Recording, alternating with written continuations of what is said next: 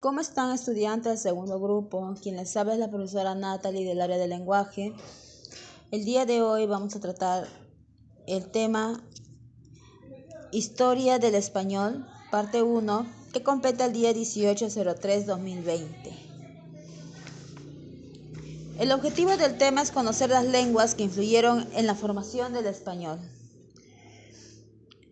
En el sustrato prerromano podemos encontrar los siguientes pueblos que influyeron mucho en la historia del español. Primero tenemos los vascos, o también llamados vascuenses. Es la única lengua prerromana que aún está viva, aunque su origen es sombrío. Se dan dos posibilidades: que sea de origen caucásico o que sea una lengua camítica, emparentada con el sudanés y el copto. Está actualmente muy contaminada del castellano. Ha aportado nombres propios como Íñigo, Javier, Jimeno o García. Luego tenemos los celtas. Los celtas se establecieron en Galilea y al norte de Portugal.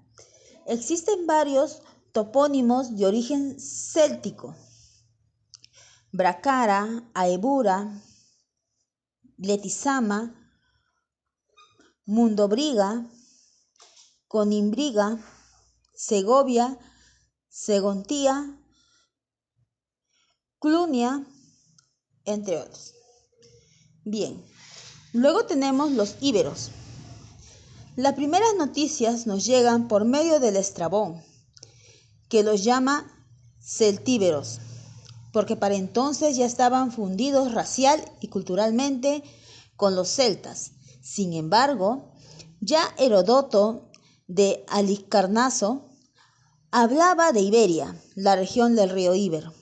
Fueron muy permeables a la influencia helénica, poseían el arte de la escritura, que la hacían sobre plomo, y procedían probablemente de África.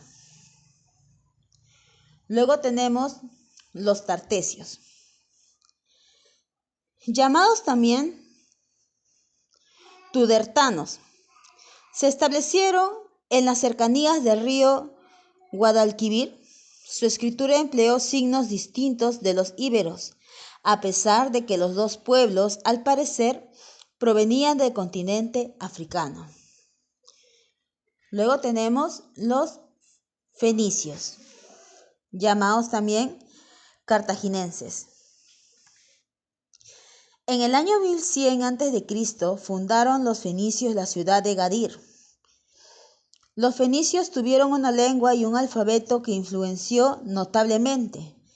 Esta lengua era la del Cartago, que logró vencer a las dos ciudades rivales, Tiro y Sidón. Dejaron algunos topónimos como Malaca, Cartagena, Ebusús. Dieron el primer nombre a España, Hispania, la tierra de los conejos. Luego tenemos a los griegos. Se establecieron en el siglo 7 a.C. en puertos como Rodé y Emporión. Sin embargo, en esta escasa migración griega no hay muchos rastros lingüísticos, apenas algunos como bodega, botica, citara, cristal, historia, poesía, ángel, diablo, paraíso. Estos son solamente algunos rasgos lingüísticos de lo que era el latín. Es importantísimo saber que el número de voces que derivan del griego en nuestro idioma es enorme, pero estas raíces pasan por el flujo del latín y llegan junto con la conquista romana de la península. Bien, ahora vamos a ver cómo influenció el latín en el español. Sus hechos históricos más importantes. Primero tenemos Los cartaginenses atrajeron a los belicosos romanos, que en las llamadas guerras púnicas lo habían expulsado de España. Esta expulsión, consumada en el año 206 a.C., con la toma de Gadir, costó menos sangre que el sometimiento de los pueblos nativos. En otro punto tenemos, los nativos acaudillados por Viriato resistieron a Roma hasta la muerte del citado líder en el año 139 a.C. El siguiente punto es, la Celtibérica Numancia prefirió en el año 133 a.C. el suicidio colectivo antes de caer bajo el yugo romano. Fue solo hasta el año 19 a.C. en que César Augusto ordenó la séptima legión que se estableciese junto con sus mujeres e hijos a estas tierras, cuando se pacificó finalmente este territorio. Por tanto, los primeros en traer el latín a España fueron los soldados romanos. Se iniciaba de esta manera el predominio del latín en esta zona.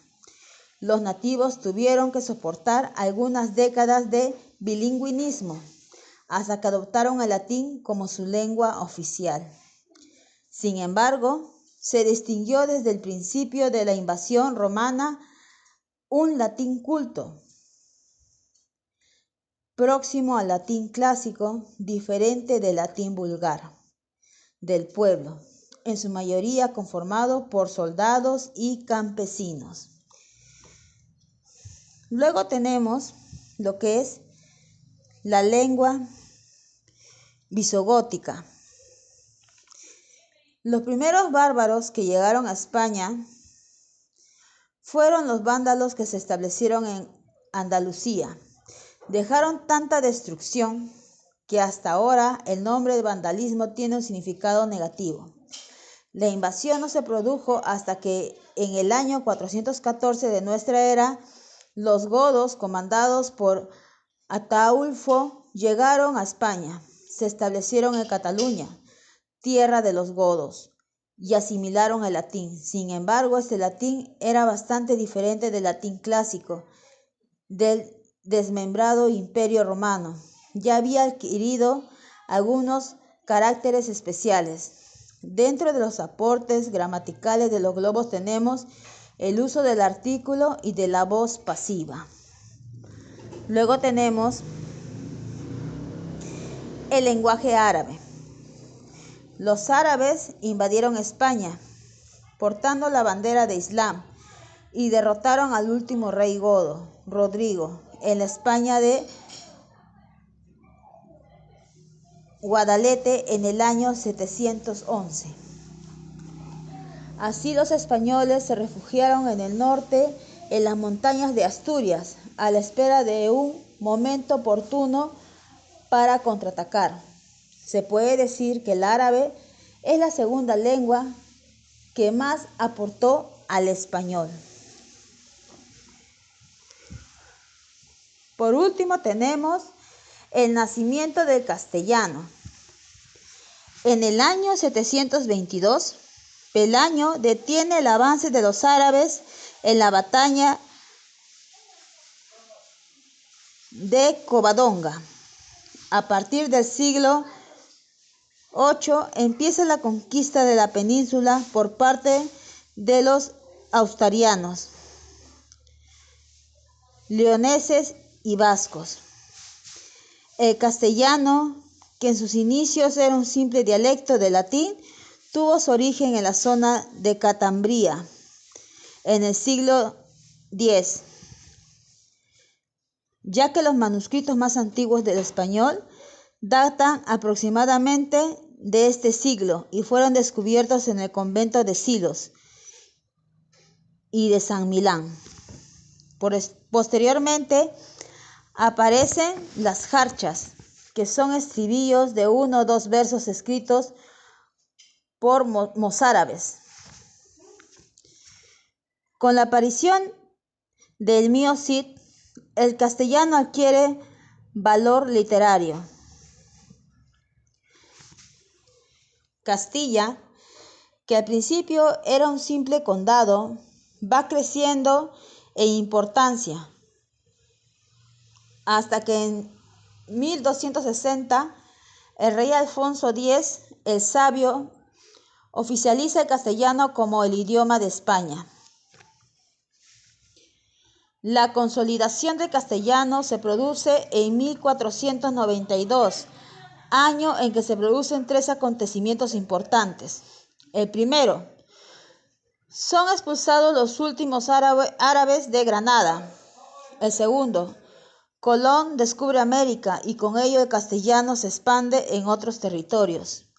Y el tercero, se publica la primera gramática castellana redactada por Antonio de Nébrija.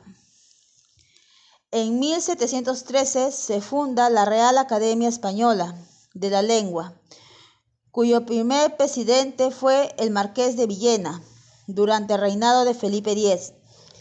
La Real Academia tiene como función regir y proteger el buen uso del idioma. Actualmente, el castellano es hablado por más de 400 millones de habitantes. En lo último, tenemos lenguas romances. Son las lenguas derivadas del latín. Tenemos en España castellano, catalán, gallego.